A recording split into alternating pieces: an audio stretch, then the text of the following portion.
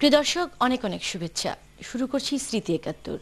স্মৃতি ৭১-এর এ পর্বে আমাদের সঙ্গে আছেন বীর মুক্তিযোদ্ধা অধ্যাপক ডক্টর আব্দুল মান্নান চৌধুরী এবং ওনার স্ত্রী মোর্শেদা চৌধুরী। চলুন দর্শক, ওনার সঙ্গে কথা বলবার আগে ওনার সম্পর্কে একটু জেনে আসি। দেশ ও মাতৃকার টানে নিজের জীবনকে বাজি রেখে নিশ্চিত মৃত্যু জেনেও মাতৃভূমিকে শত্রুমুক্ত করতে পাক হানাদার বাহিনীর বিরুদ্ধে রুখে দাঁড়িয়েছেন আমাদের বীর মুক্তিযোদ্ধারা। এই বীর যোদ্ধারা লড়াই করেছেন প্রাণের আবেগকে শ্রেষ্ঠ অস্ত্র বানিয়ে। তেমনি একজন বীর যোদ্ধা আমাদের আজকের অতিথি অধ্যাপক ডক্টর আব্দুল মান্নান চৌধুরী। তিনি ১৯৪৮ সালের ১ জানুয়ারি কুমিল্লা সদর উপজেলার টুলিপাড়া গ্রামে পিতা মরহুম আনসার আলী চৌধুরী ও মাতা মরহুমা আমিনা বেগমের কোল আলোকিত করে পৃথিবীতে আসেন। তিনি ১৯৭১ সালে মুক্তিযুদ্ধ শুরুর আগেই প্রশিক্ষণের দায়িত্বে ছিলেন এবং মুক্তিযুদ্ধ চলাকালীন ভারতের দেরাদুন থেকে পুনরায় গেরিলা যুদ্ধের প্রশিক্ষণ গ্রহণ করে মুক্তিযুদ্ধে সরাসরি অংশ নেন। মুক্তিযুদ্ধকালে তিনি পূর্বাঞ্চল মুজিব বাহিনীর উপ অধিনায়কের দায়িত্ব পালন করেন এবং সশস্ত্র যুদ্ধের মাধ্যমে ছিনিয়ে আনেন স্বাধীনতার লাল সূর্য। এক সময়কার মেধাবী ছাত্র নেতা এখনো বঙ্গবন্ধুর আদর্শকে বুকে লালন করে এগিয়ে চলেছেন। বর্তমানে তিনি ওয়ার্ল্ড ইউনিভার্সিটিতে লিএনএ উপাচার্য হিসেবে কর্মরত আছেন। যুদ্ধাপরাধীদের বিচার সম্পন্ন হলেই জাতির মুক্তি মিলবে বলে দৃঢ়ভাবে বিশ্বাস করেন তিনি। স্মৃতি ৭১-এর পক্ষ থেকে এই বীর যোদ্ধার প্রতি রইল বিনম্র শ্রদ্ধা। ৭১-এর মুক্তিযুদ্ধ গণযুদ্ধে পরিণত হয়েছিল, স্যার এর প্রেক্ষিতটা যদি একটু বলেন। আমাকে প্রথমে শ্রদ্ধা জানাতে হয় এবং বলতে হয় বঙ্গবন্ধু শেখ মুজিবুর রহমানের কথা। ১৯৪৮ সালে উনি অনুভব করলেন যে পাকিস্তানের জন্য অত্যন্ত অনুর্বর ক্ষেত্রই নয়, অত্যন্ত বৈরী ক্ষেত্র। তখন থেকে আমি কেজি মুস্তফা সাহেবের একটা লেখা পড়েছিলাম, তখন থেকে উনি ওয়ার্কার্স ক্যাম্প বলে যুবকদের জন্য, ছাত্রলীগ বলে ছাত্রদের জন্য সংগঠন দাঁড় করালেন। মনে মনে ধারণা করে নিলেন যে এই দুটুক দিয়ে আসলে প্রকৃত স্বাধীনতাকে অর্জন করা হবে, নামমাত্র নয়। তার পরবর্তী ইতিহাস বোধহয় সবারই জানা, আমার ব্যক্তিগতভাবে তো আমি তাই মনে করি পরবর্তী ইতিহাস সবারই জানা। এর মধ্যে চেষ্টা করা হয়েছে, পাকিস্তানের কাঠামোর মধ্যে চেষ্টা করা হয়েছে, সংখ্যা গরিষ্ঠ হয়ে আমরা সংখ্যা সাম্য মেনে নিয়েছিলাম, সেই সব অনেক কিছুই আমরা ত্যাগ করেছি। কিন্তু যখন ভাষার উপর আঘাত আনলো, যারা প্রথমে গর্জে উঠলেন তাদের প্রারম্ভে তো বঙ্গবন্ধু ছিলেন। অনেকে ইতিহাসটা বিকৃত করতে চায় এবং জাতির বোধে এটা স্বভাবও। যাই হোক, এই ভাষা আন্দোলন থেকে জাতীয়তাবাদী চেতনার স্মরণ ঘটল ক্রমশই ১৯৫৪ সালের নির্বাচনে, যুক্তফ্রন্টের নির্বাচনের মাধ্যমে এক ধাপ অতিক্রম করলাম। পরবর্তী ধাপগুলো আমরা অতিক্রম করতে করতে এলাম ৬ দফার কাছাকাছি। ৬ দফা বাঙালির সম্পূর্ণরূপে আসলে এটা এক দফা। বঙ্গবন্ধু দেখাতেন অনেক সময় ৬ দফা মানে এরকমভাবে দেখাতেন, প্রয়োজন হলে এটা সরিয়ে নেব, এক দফা। ৬২ সালে বিএলএফ প্রতিষ্ঠিত হয়েছিল, বাংলাদেশ লিবারেশন ফ্রন্ট। মুক্তিযুদ্ধকালে যেটাকে আমরা মুজিব বাহিনী নামে নামাঙ্কিত করলাম, তার প্রতি পরম শ্রদ্ধা ভালোবাসার নিদর্শন স্বরূপ, এবং যেই বাহিনীর নেতা আমি ছিলাম।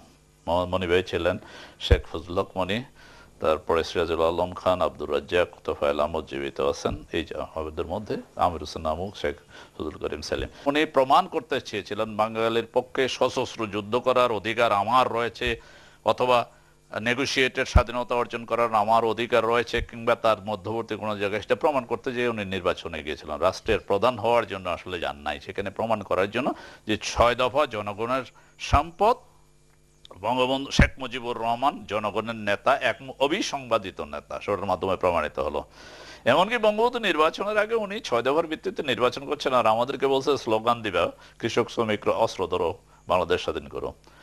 সেটা তাহলে বঙ্গবন্ধুর নির্দেশে এই স্লোগানটা। ডেফিনেটলি কৃষক শ্রমিক অস্ত্র ধরো বাংলাদেশ স্বাধীন করো এসব কথাবার্তা আমাদের বলে দিয়েছে। নির্বাচনে গ্রামে গ্রামে গিয়ে আমরা মানুষের, এদিকে আমরা গণতান্ত্রিক পদ্ধতিতে নির্বাচন করছি, অপরদিকে আমরা অনেকটা বলতে পারেন স্বৈরতান্ত্রিক পদ্ধতিতে কৃষক শ্রমিক অস্ত্র ধরো, মুখে লাথি মারো, বাংলাদেশ স্বাধীন করো, জিনা মিয়ার পাকিস্তান আজিমপুরের গোরস্থান, এই জাতীয় স্লোগান আমরা নির্বাচনের সময় দিয়েছি। 3রা জানুয়ারি তারিখে স্পষ্ট হয়ে গেল 1971 সালে বঙ্গবন্ধু শপথ গ্রহণ করালেন প্রাদেশিক এবং কেন্দ্রীয় পরিষদের সদস্যদের যে 6 দফা হচ্ছে জনগণের সম্পত্তি, এর সাথে যে কোনো যে ব্যক্তি যদি বেইমানি করে জনগণকে বলছে আপনারা তাদের কবর রচনা করবেন বাংলার মাটিতে। তার মানে পয়েন্ট অফ নো রিটার্নে চলে গেলেন 6 দফা 1 দফা।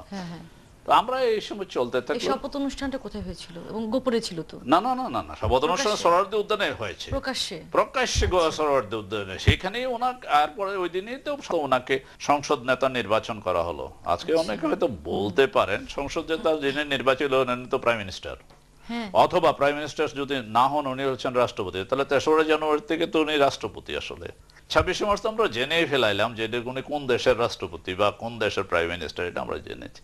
28শে ফেব্রুয়ারি 1971 সাল বঙ্গবন্ধুর সাথে আলোচনা করতে আসলো জোসেফ ফারল্যান্ড, মার্কিন যুক্তরাষ্ট্রের রাষ্ট্রদূত। আচ্ছা, মানিক মিয়া এভিনিউনের সরু একটি রাস্তা দিয়ে, এখন তো কত বড় রাস্তা, তখন তো একটা গাড়ি চললে আর একটা রিক্সা চলতে হতো না। জোসেফ ফারল্যান্ড নিজে ড্রাইভ করে একান্তভাবে বঙ্গবন্ধুর সাথে মিলিত হলেন।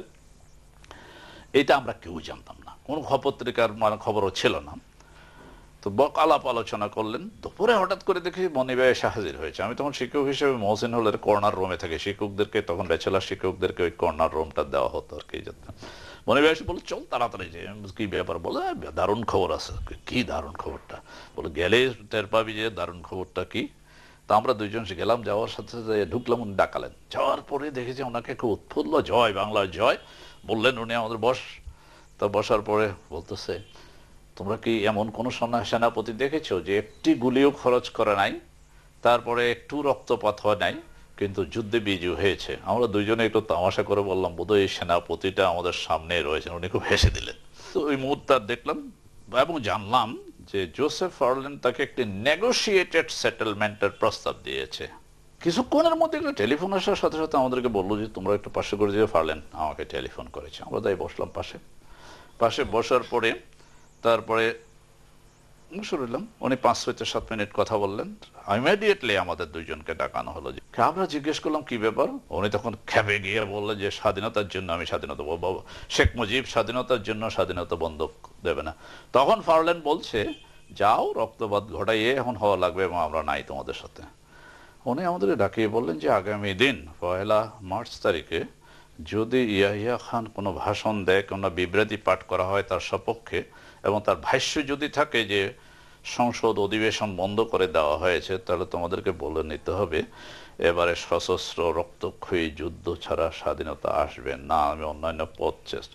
আমরা তখন একটু বিস্মিত হয়ে গেলাম, একটু তো সশস্ত্র রক্তক্ষয়ী মাসের কথা বলছেন স্যার, 28শে ফেব্রুয়ারি, আর সশস্ত্র রক্তক্ষয়ী যুদ্ধের কথা উনি বলছেন। আমরা একটু ঘাবড়ে গেলাম।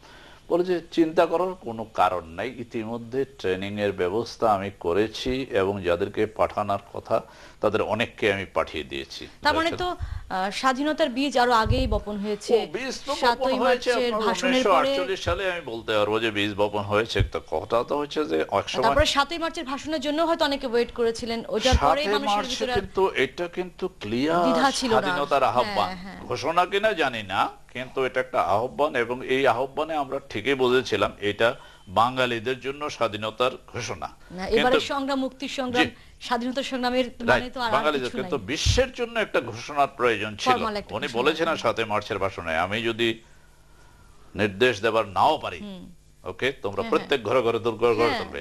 তো তাহলে কি 26 তারিখ উনি নির্দেশ দিতে পেরেছিলেন, এটা হলো আমাদের সৌভাগ্য।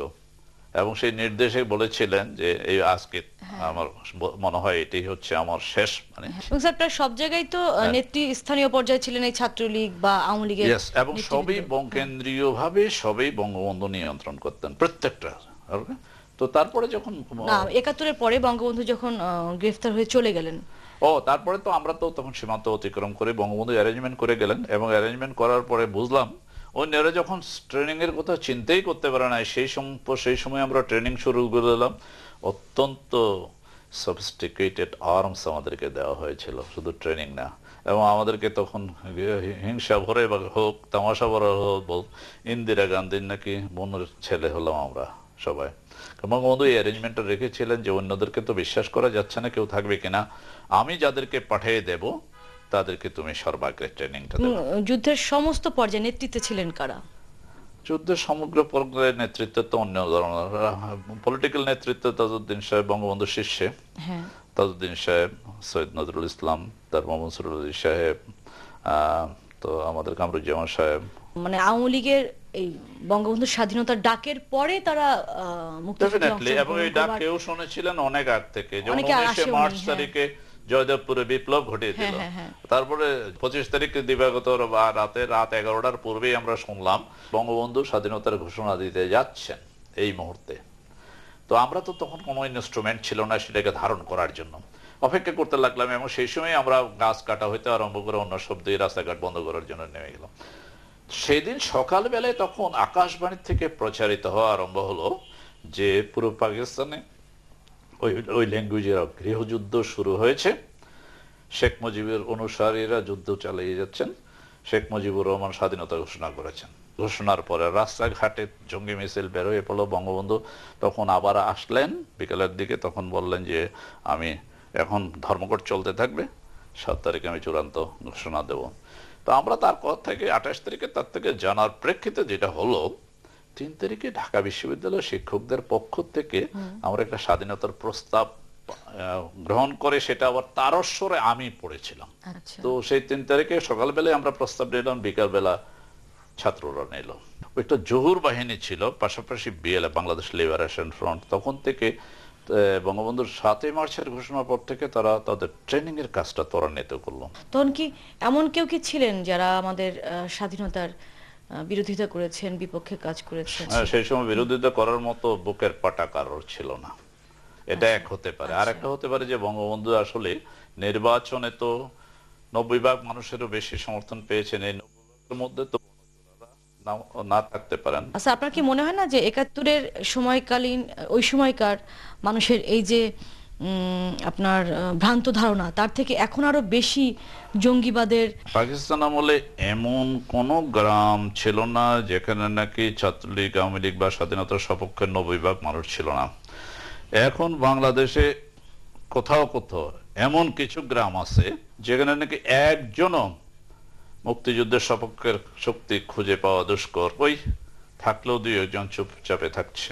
তো স্যার এখনো কি কিছু করার নাই? এখনো কি কিছু করা যায় না? আমি আপনাকে বলি, গণ আদালতের মাধ্যমে গোলাম আজমকে শনাক্ত করা হয়েছিল এবং তার বিরুদ্ধে একটা রায় হয়েছিল।